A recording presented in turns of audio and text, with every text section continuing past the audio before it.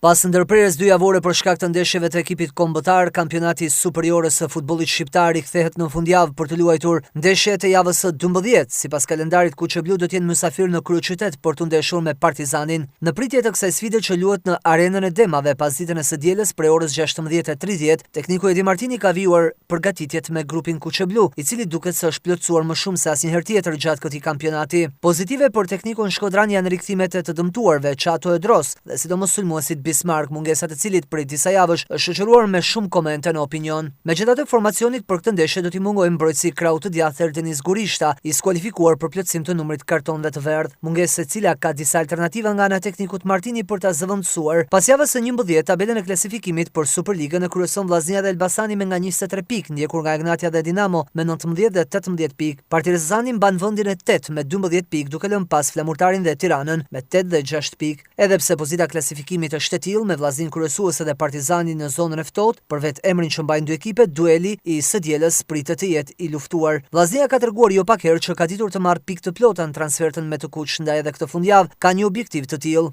Referuar kalendarit të javës së 12, çiftet e para që luajnë të shtunin janë Vora Teuta, Egnatia Bylis dhe Dinamo City Elbasani, ndërsa të dielën përveç Vllaznisë dhe Partizanit luhet edhe Flamurtari Tirana.